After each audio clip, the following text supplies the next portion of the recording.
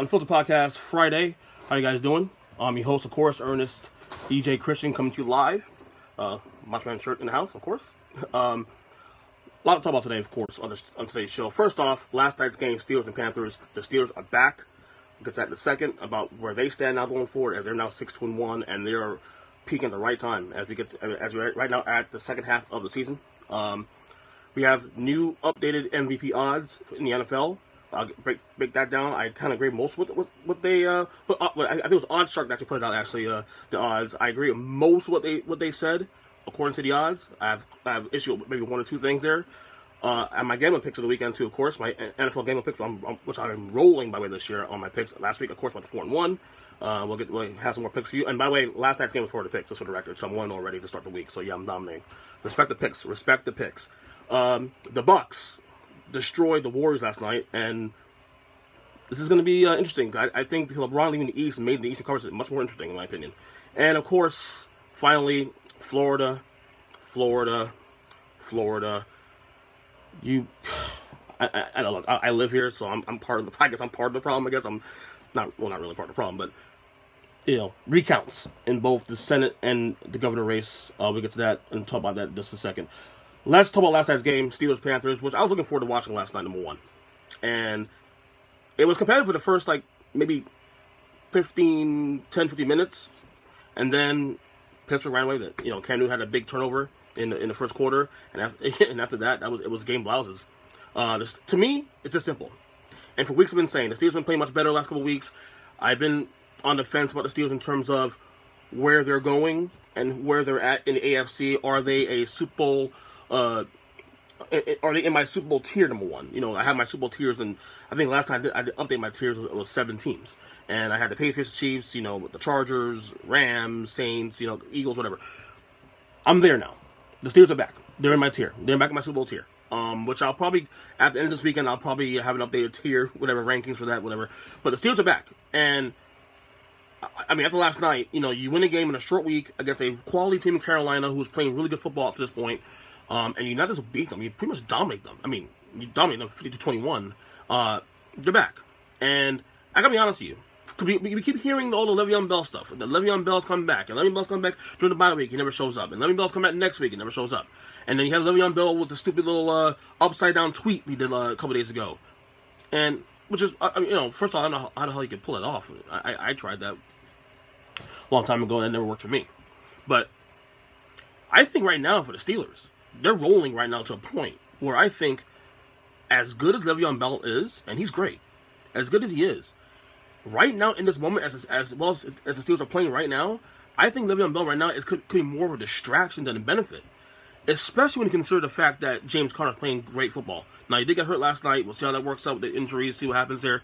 But I think right now, and I'm not saying the Steelers shouldn't take Le'Veon Bell back, but I don't think the Steelers are as desperate to have Le'Veon Bell on the roster right now, considering how well they're playing. I think Le'Veon Bell right now, in this moment, than a benefit to the team. So, again, it'll be interesting to see how this plays out, because we heard yesterday before the game, I think the Rooney family, the ownership said that they expect Bell to be back at some point in the next week or so. Of course, we've heard that now 3 different times in the last month, and that has not come out to pass. Now, Le'Veon Bell was in Miami, and he supposedly came back to Pittsburgh, and he was supposedly spotted in Pittsburgh at a gym. Again, I won't believe it till I see it. It's just that simple. I'm not gonna believe it till I see it. But right now in the moment, the Steelers right now are in my Super Bowl tier. They're playing some great football, and look, if I had to rank the teams in the AFC right now, obviously Patriots and Chiefs, 1, whatever, tied at 1, whatever. I will still go the Chargers as the next best team in the conference, and then Pittsburgh, but certainly, I think my Super Bowl tiers in the AFC now goes 4 deep now as opposed to just 2 or 3. All right, so last night's loss, of course, the Carolina Panthers lose that game last night, and they were rolling up to last night. They were rolling to last night. They were the underrated team, the underdog in the NFC. No one's talking about the Panthers. Cam Newton's having actually a very good MVP type year. Actually, in fact, if you look at his numbers, Cam Newton's numbers are actually better than his 2015 MVP campaign, which is actually incredible. And that's a credit to North Turner, what he's done there so far his first year as offensive coordinator. But this is a big loss to Carolina, only because of the fact that had they won last night on the road on a short week, it would have definitely solidified them as the leader, at least as a wild card. Like if they don't catch New Orleans is playing some great football. They're right now arguably the best team in the league. If they don't catch them, at least Carolina could say, well, we're definitely the wild card. No doubt about that. Now with this loss, and I'm not saying Carolina's not going to make the playoffs. I think they will make the playoffs. I actually had to make the playoffs before the year started.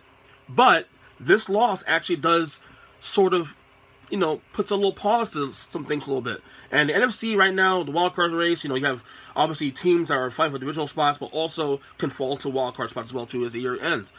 Minnesota's, and you have the Minnesotas of the world. You have the Bears and the Seahawks, and then now the Falcons are coming back now.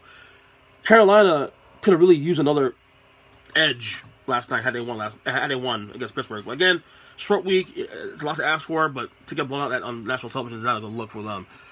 For the Panthers. So, again, Pittsburgh, they're back. They're back. Now, I'm not going to say they're going to beat New England. I'm not going to say they're going to beat the Chiefs. Those two teams are on another one right now. But I do think they're right there and right next to the Chargers in the AFC. I still take them over the Texans, honestly, and whoever other wildcard team shows out. I think the AFC North is already wrapped up. They are back. I don't trust the Bengals. The Ravens are a mess. Browns are already falling apart. So, again, kudos to the Steelers for doing what they're doing. They're on a roll, 6-1, and they keep moving forward and then get better at the right time. All right. So, yesterday, OddsShark put up their recent NFL MVP odds, and I have no issue with it at all. I have none. First off, no surprise in 1 and 2 and 3, honestly. I mean, you may have issued the order, but 1, 2, and 3, Pat Mahomes, quarterback for the Chiefs, number 1, of course. Todd Gurley, number 2. Drew Brees, number 3. You can flip 2 and 3, and I will have no problem with that, honestly, because Drew Brees right now is playing at a level that's actually incredible. And by the way, for Drew Brees, and I tweeted this a couple days ago, if the Saints win the Super Bowl title this year, do you understand the absolute, the change in narrative we're going to have about Drew Brees and his career when he has a second ring now at age 39? I mean, people were saying to me already when I brought up in conversation with random friends of mine, they're saying, well, if Brees actually wins the second title this year, you may have to consider Drew Brees top 3 or top 5 quarterback all time. And top 3 might be a little extreme, in my opinion, but top 5, I can actually make that legitimate, definitely. So the order according to OddsShark, the MVP odds right now is Pat Mahomes 1, Todd Gurley 2, Drew Brees 3, and there's a tie for 4th between Tom Brady, no surprise there, and Aaron Rodgers. Now, look, you guys know I love Aaron Rodgers. I'm a big fan of Aaron Rodgers. He's actually having a great year individually, despite the injury. But I have certain, like a standard when it comes to MVP. You can't be 3-4-1. You can't be having a losing team and be MVP. And this is an argument we had on the podcast yesterday with G and Kyle. And Kyle and I got into it especially too, because he thinks my assessment of how I rate the MVP is asinine. Last year, had Russell Wilson made the playoffs last year, he missed it by a game, I would have put Russell Wilson as the MVP last year, but he missed the playoffs, so therefore he wasn't MVP. He thinks that's asinine. Okay, that's his opinion, obviously. And I'm not saying Rodgers is not deserving of MVP. I'm just saying I'm just hard pressed to having a guy that's 3-4-1 and a team right now, the Packers are right now, I don't even see them making the playoffs. I just don't. I mean, with the mess in the NFC, I don't see that. I do not see that happening at any point this season. So that's the only issue I have with the rankings. A little surprised I didn't see Jared Goff in the mix. I'm a little surprised I didn't see Ken Newton in the mix. But again, we got a long way to go. But the top 3 definitely I have zero beef with. You can mix up you can put Brees maybe number 2 and Gurley 3, and I have no problem with that either. So that's just that. All right, my gambling picks. My gambling picks for this week, as you said, I went 4-1 last week. I'm on a roll this year. I am now 26-17-2 for the season. Again, respect the picks. Respect the picks. Last night, as you guys know, I pick 5 games every single week that I like to bet on. I believe are the best bets to bet on. And last night was part of my 5, and I hit. I had Pittsburgh -4, hit that. So I'm already 1-0 to start the year. So I'm ready on a good start. So, all right. So there'll be 4 more games I'm gonna pick here. So the first game here, I like the Patriots to cover 7 points at Tennessee. The Pats are on a roll. I know Tennessee had a big win against Dallas, but Dallas is kind of falling apart too to some degree as well. I just think the Patriots are now on the spot. They're just playing good football at this point. My only apprehension about picking the Patriots to cover the spread is the Gronk injury. Will he play this week? And by the way, I will not be shocked if Rob Gronkowski actually retires at the end of the year. His back issues is now going 3 years now long. And I would not be shocked if Gronk decides to call it quits at the end of the year, because back issues are something you just don't come back from. That's just something you just don't recover from. It is what it is, and at some point it's over. But I do like the Pats to cover 7 points in Tennessee tomorrow, on Sunday rather. I like the Colts, who I'm actually very fascinated by the second half of this year. The Colts to cover 3 points against Jacksonville at home off a bye week. I think the Jaguars are done. I think Blake Bortles is back to being Blake Bortles. Andrew Luck's having a phenomenal year. The team's playing much better as the season goes on. A team that's actually rebuilding. Would not be surprised if the Colts actually finish 8-8, maybe 9-7, because I think Andrew Luck is back to being an elite quarterback. He's definitely in top 5, 6, 7 quarterbacks in the league, in my opinion. I like the Colts to win this game. Actually, I like the Colts to win this game pretty handily, to be honest with you. I like the Chargers in Oakland tomorrow. I keep saying tomorrow, like tomorrow's Sunday. No, it's Saturday, actually. The Chargers on Sunday to beat the Raiders and to cover 9.5 points. Again, the Chargers playing at a high level. The Raiders are the worst team in football. John Gruden, I don't know what the hell he's doing. Trading players away left and right.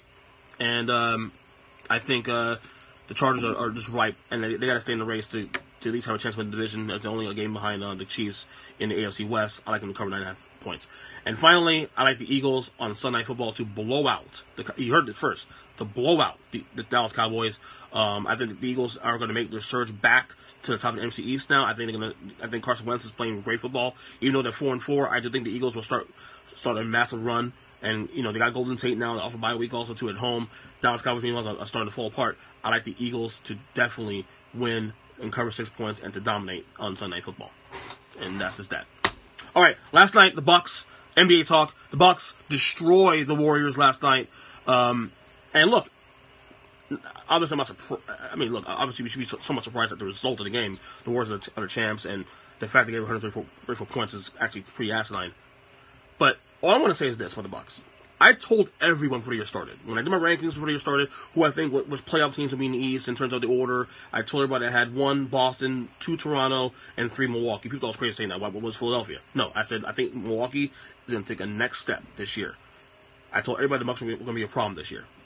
And the reason why I said the Bucks would be a problem this year is because of the fact they have a coach now. Mike Budenholzer is a very, very good coach. Comes from the Greg Popovich tree. He had a couple of really good seasons in Atlanta.